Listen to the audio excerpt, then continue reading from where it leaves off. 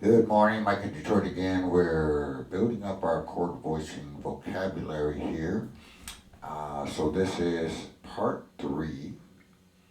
And if you haven't done so already, go back and look at part one where we talked about just knowing your basic triads, your basic seven chords, both major and minor.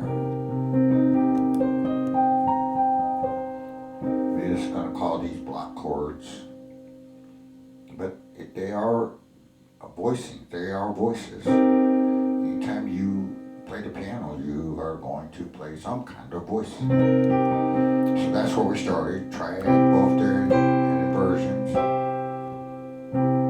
When we got to seventh chords, we really emphasized root position chords and second inversion chords.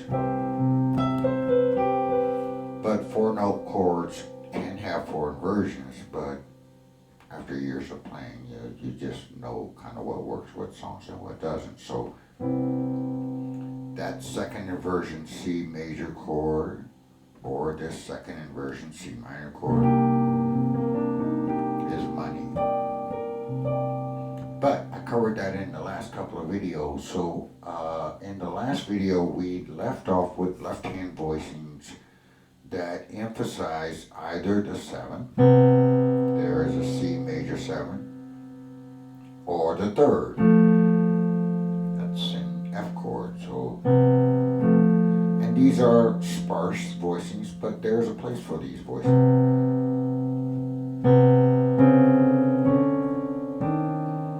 Especially when you're trying to free up your right hand for either melody playing or improvising. So that brings us up to date.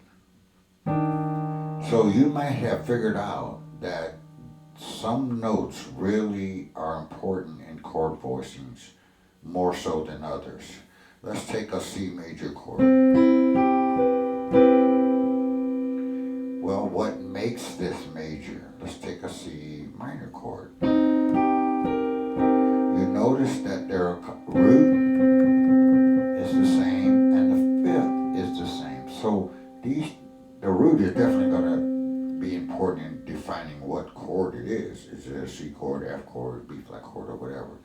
But you notice the fifth didn't change. The fifth of the 1, 2, 3, 4, 5 doesn't define, in most cases, the chord quality of major and minor. Now, when you get to diminished and minor 7 flat 5, yes.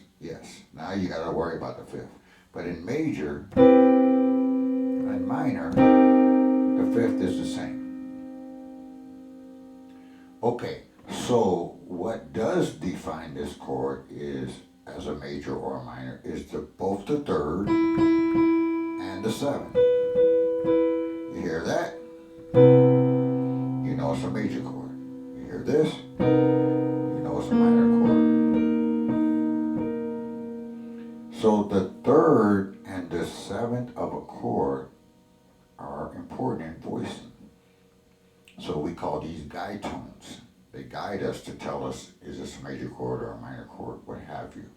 So we're gonna kick the fifth to the curb just for a minute in this next installment. And we're gonna play a root. Let's take C, for example. And we're going to find the guide tones in C major. Third and seventh. So the guide tones for C minor would be flat 3, flat 7. So root's the same. So for now, we're just going to move our focus to our right hand and really nail down these guide tones. That's what today is about. And we're going to do the same thing we did in the early installments. So once we have these notes, we're going to work it around the circle of fourths. So let's take an E minor 7. That's where we started the last. So last time we played it like this. That is a root and a flat 7. Now we need the third, which is, well, it's a minor third. if I looked at the key of E and a major third would be here, we learned that from triad, so we need that. So here's a triad, E triad, root 3, 5. We don't care about the fifth, not today, not right now. So we want root 3, 5. Here is a E major 7 chord, root 3, 5, 7. So what we want is a minor third and a minor and a flat 7. Now we have E minor 7. I'm going to lose the fifth right now to find these guide tones. And right now we're going to lose them. So there are the guide tones we're looking for. Now the A and B theory says you can play it this way with the flat 7th on the bottom, or you can play it this way with the flat 3 on the bottom. Either way, put a bass note under that, you have an E minor chord.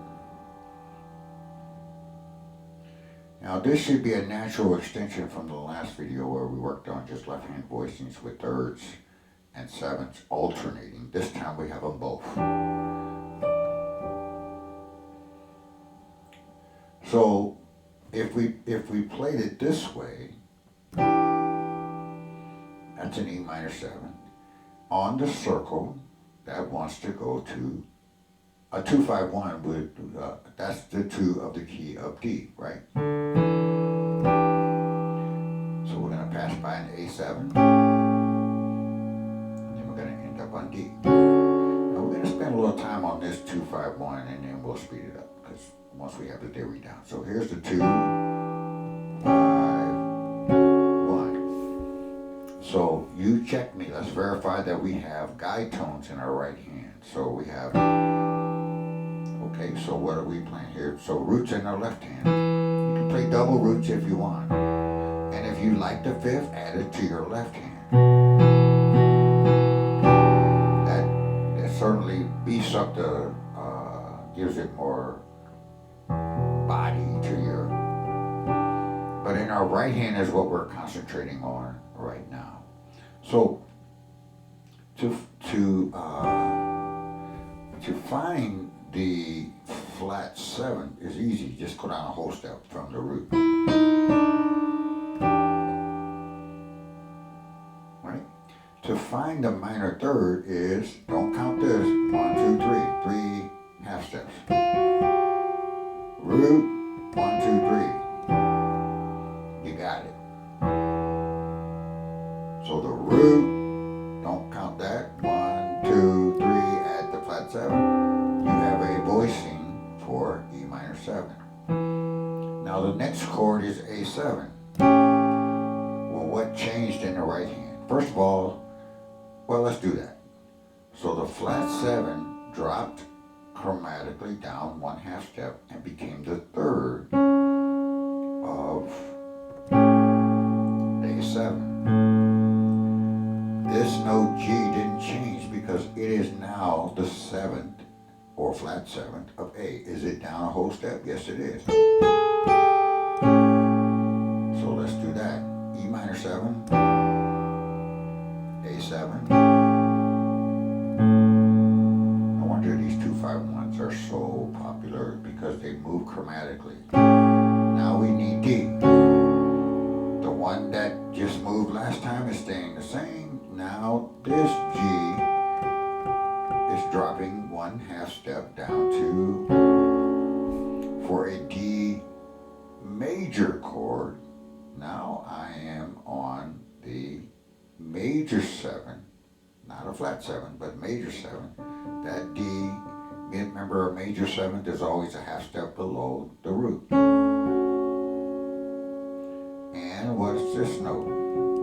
That is the major third of D. Let's play that one more time. Look down below for the actual notes, and I'm just explaining the theory behind it. Now you want to play that several times. You want your head to understand it, and you want your fingers to develop that muscle memory.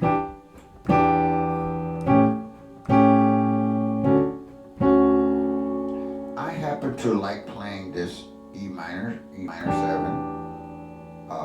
with my thumb on D and my pinky. You could use your forefinger if you want, but I use my pinky.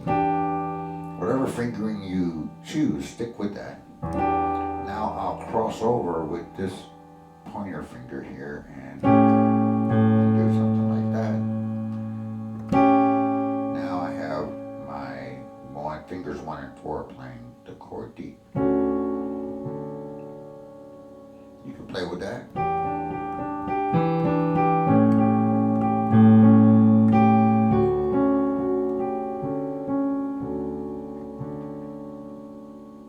Okay, so let's say if we did it the other way. This time we played this E minor 7. Now what I have is the 3rd on the bottom, flat 3 on the bottom, and flat 7 on the bottom. Remember, minor chords have both flat 3 and flat 7. Now when I get to A, wherever the flat 7 is, it was here, now it's going to move here. Now I get to D. Practice 2 5 1s both ways. 3rd on the bottom or 7th on the bottom. Now let's go back to the E minor 7. This one we had earlier. Now we have D. Now take both of these notes down a half step, and now you're going to have D minor. Drop your thumb. Now we have C. Follow along. Take both of these down a half step. Now you're going to have C minor. Drop your thumb. Now we have B flat. Okay, so the same exact theory that I talked about on the E minor 7, A7, D major applies to all of these. Now I'm on B flat major. And guide tones, a root in my left hand, guide tones in my right hand. Drop both of these notes and we have B flat minor, E flat 7, to A flat major. So you verify that I have these correct. You make sure that I'm on the flat 7, flat 3s, whatever. Now, I went through 2 or 3 keys, but every time you get to a key, let's go back to E minor, A, D. Make sure you do it the other way as well.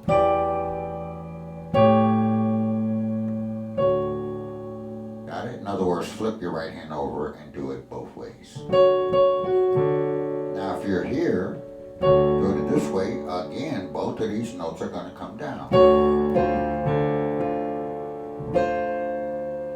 This time, the top note's going to drop a half step. And the bottom note, see how it's seesawing back and forth? Now I'm on C. Take both of these down.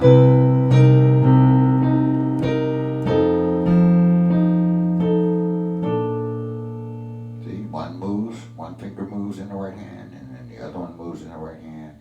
So this is the next voicing exercise for you to do in all 12 keys. 2 5 1, using guide tones in your right hand, both ways.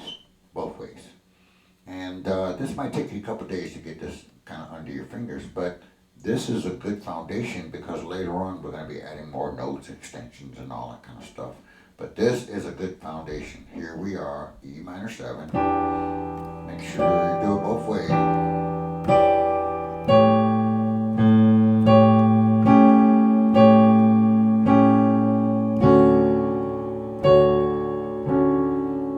That's a good way to practice it. Now you got both of them.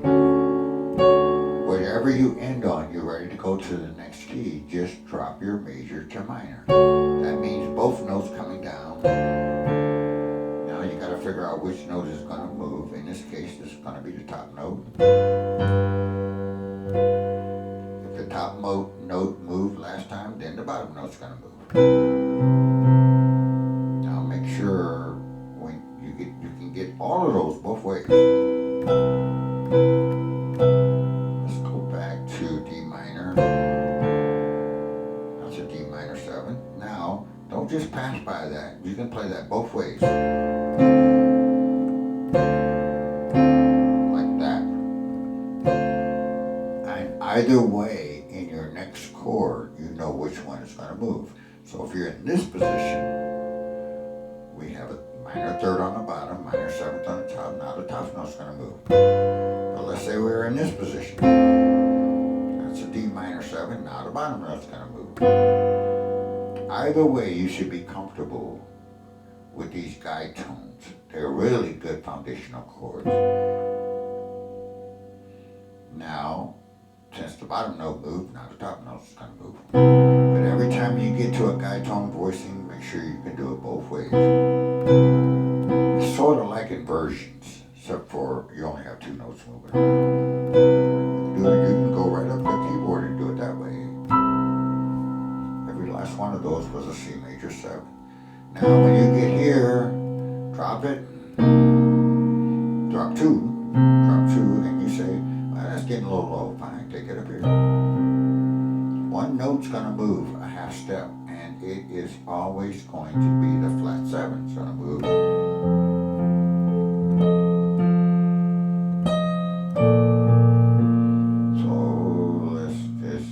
So let's do it this way. Let's do it.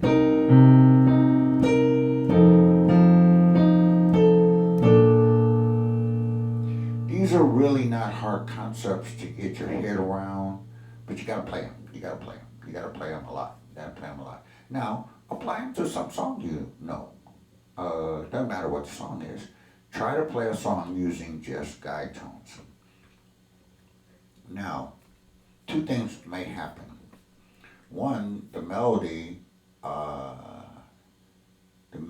note is a guide tone, so we're good. There's a song, let me do it in the key of G.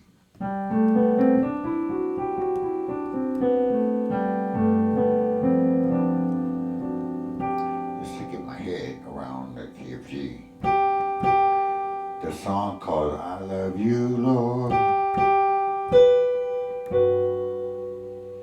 Now, the first chord is G, and the melody's on the 3rd. All I need is the major 7 and a root under there. I love you, Lord. And then it's going to go to the 4th chord.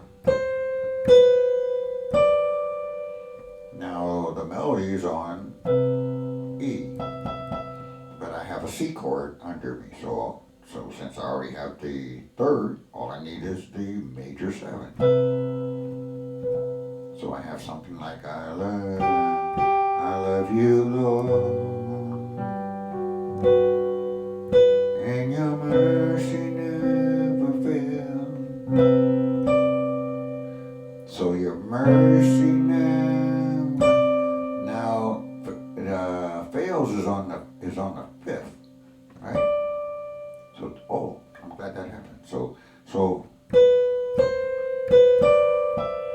we went.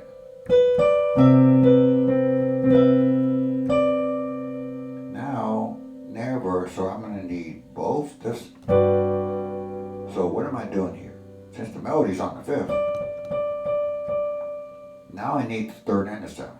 So here's the major 7, and here's the 3rd. So I end up with 3 notes in my right hand.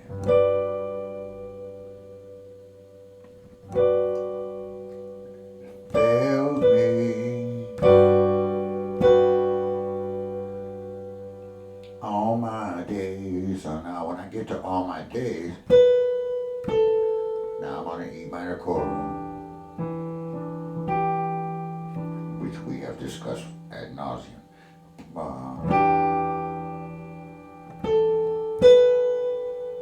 So now I'm on a C chord.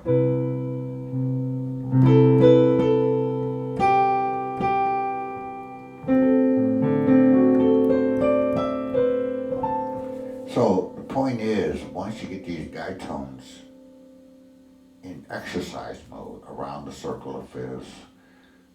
Practice every last key using guide tones. Talk while you practice so you know what's the third, what's the seventh, because that's what's defining the chord. Now find your favorite song and play using these guide tones. Either the melody is going to be the guide tone, so you have two notes in your right hand, or the melody is not going to be the guide tone, so you need to add guide tones.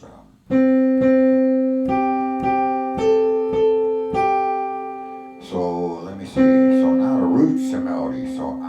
So in this case, when the root is the melody, you gotta be careful with that major seventh. So I'll probably do a root and a third. Now, once I get a little space between these two notes, now I may introduce the major seventh. Now when I got here, that's a note, so now I need the third. I need my guide tones under that. Now that's the fifth. Remember we said we don't care about the fifth in this video. We are looking for guide tones. Now I don't know a lot of ways to play this little song. So let's play it as a 2-5-1 home.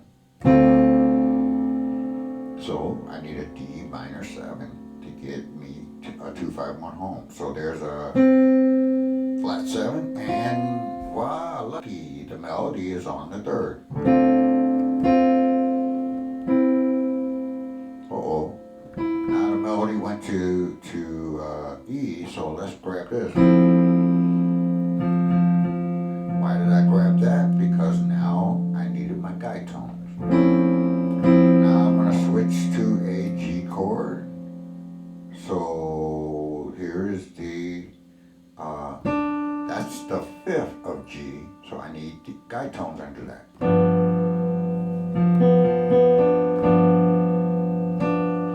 Now the melody is going to go home to.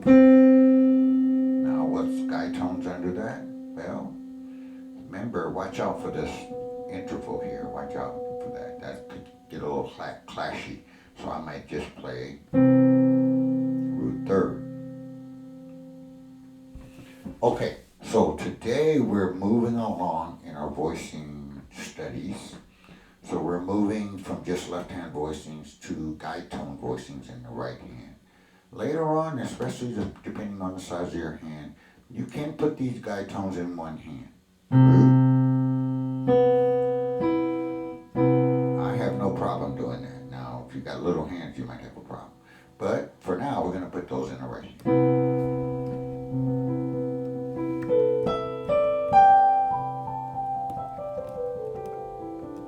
So spend time with these voicing exercises, build them up from the bottom up, and that's why I called it voicings from the bottom up. And that's what we have for you today. Mike in Detroit, signing off. If you have any questions at all, I should always say this. Any questions at all, drop them in the comments. I will be sure to read and answer each one. All right, we'll talk to you on the next one. Take care. Bye-bye.